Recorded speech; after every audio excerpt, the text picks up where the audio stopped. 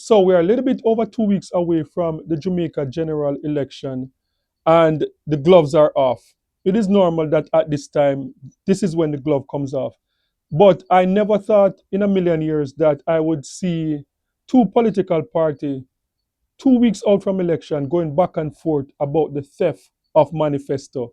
And this is what is going on in the election campaign leading up to the election for the People's National Party and the Jamaican Labour Party. So the People's National Party came out this week and they are accusing the Jamaica Labour Party of stealing their ideas, and they refuse to put out their manifesto, the full manifesto, because they are saying that, look, I'm not going to put out this because the JLP, they're stealing our ideas. So that is one thing that I want to talk about. The next thing I want to talk about is there is a clip going around of Mark Golin, the opposition leader, People's National Party, and an interview that he did on All Angles Live, where Mark Golin is saying that, look, for this election, if we, the PNP, the People's National Party, should get elected, that we are going to scrap everything that the Jamaica Labour Party is doing, because the fact that if they elect us as the People's National Party, that means they are against the Jamaica Labour Party agenda.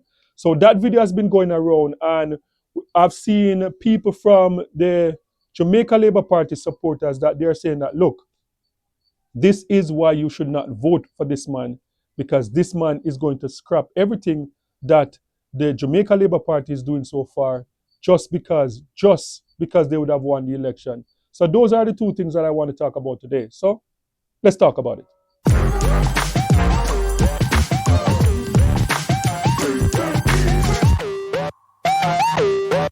First, let's talk about the interview with Mark Golin on All Angles. And Mark Golin saying that, look, if he gets elected as the leader of the People's National Party, that is a mandate from the Jamaican people to scrap everything that the Jamaica Labour Party is currently working on. So this is the report coming from, was taken from TVJ, All Angles Live, and this is what the opposition leader, Mark Golin, had to say.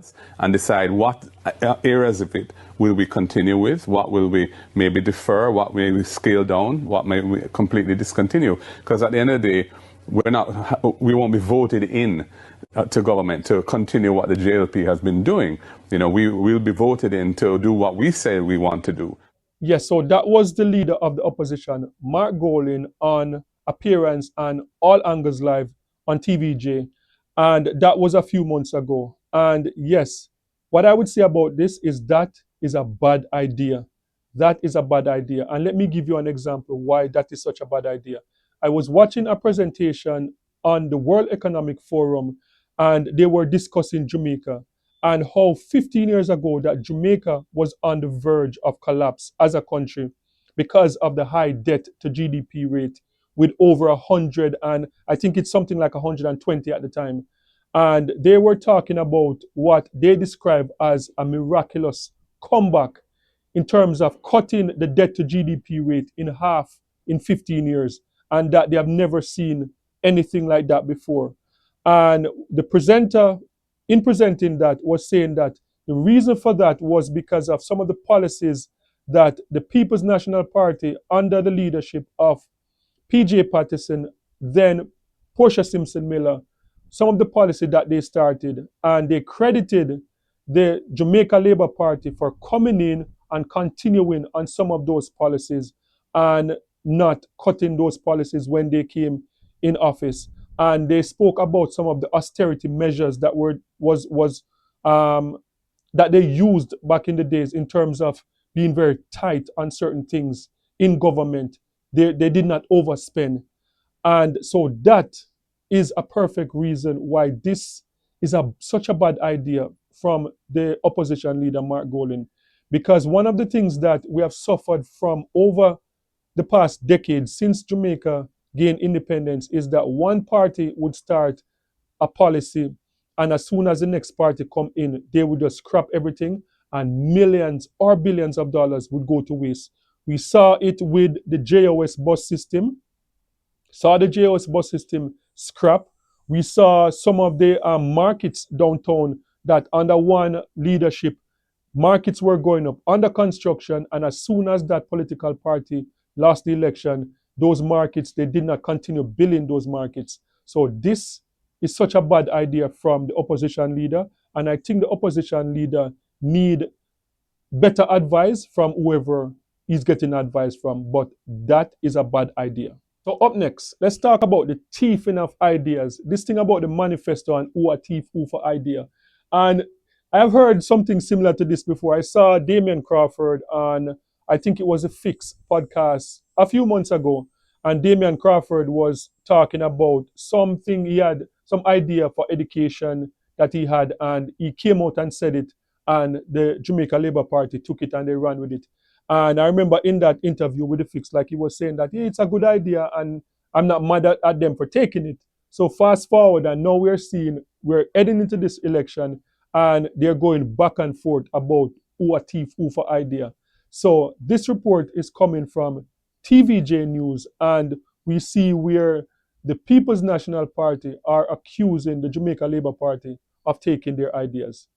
Let's take and counterclaims over which party is stealing the other's ideas. After its manifesto launch this week, officials from the People's National Party said they were holding back further details from the document amid concerns that the governing Jamaica Labour Party had been stealing its ideas. Now, the JLP has since hit back, suggesting it is the PNP which has reproduced its plans in its just-released manifesto. They were speaking at a press briefing today. Now, our reporter Dwayne Anderson was there and joins us live. Dwayne? Thank you, Archie and Janella. So the JLP's campaign team was scathing today about the work of the PNP on this manifesto. Now, words like cut and paste and AI generated were used to describe the 53-page manifesto the PNP launched on Tuesday evening. If they want to put out a AI generated cut and paste document, for me, it's an insult to the people of Jamaica and the intelligence of the people of Jamaica. But that's their business. When I read through it, it was very clear to me that you could say that the PNP chooses the Jamaica Labour Party. That's what I got from the manifesto. We're not doing one meal for our students who are on path. For our schools where we have children who are underperforming, I have announced on several occasions that come September, we're going to be doing 2 meals per day, breakfast and lunch for all of those vulnerable children. And so when I read ease, I say that is our policy too, that has been cut and pasted. Now, additionally, the JLP contends that the PNP has also not costed the proposals in their manifesto, and they want to know if the money will come from new taxes on the Jamaican people. Or, like the PNP has a history of doing, will you borrow to fund it? And let them answer the question. Finance Minister Favour Williams. But the PNP has repeatedly pointed to a $359 billion of government spend as the source of its money for these plans. Finance Minister Favour Williams rubbished this idea of discretionary money in the budget. For her, Jamaicans will have to give up critical services or goods if the PNP gets the chance to pursue these promises.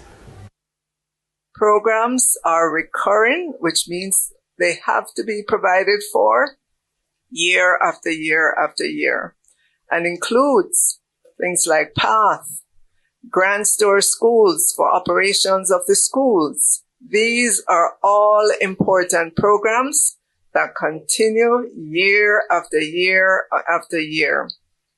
And so I would like the PNP to tell Jamaicans today or any day before Election Day on September 3rd, 2025, which of these programs they will cut.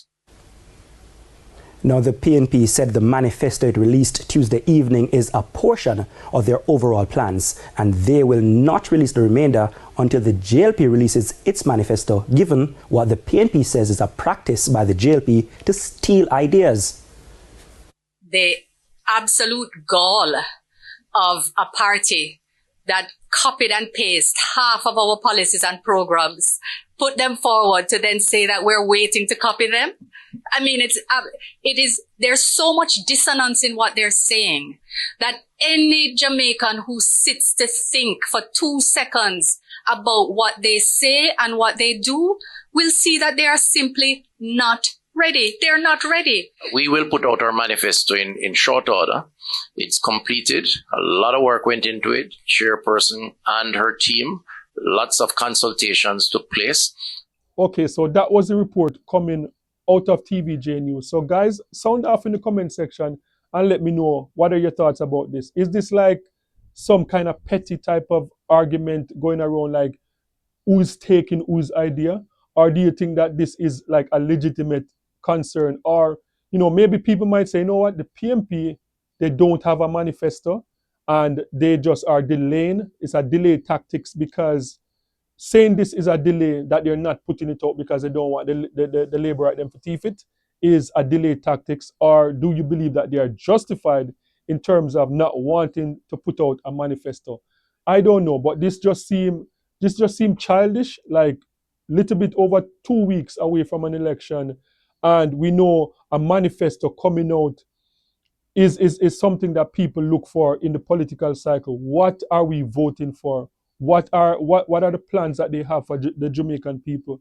But if both parties are coming out and using word as AI generated, like the Matif idea, whatever, what are your thoughts on this? Sound off in the comment section and let me know. And don't forget to like, share, and subscribe for more amazing content. And remember, peace. I'm out.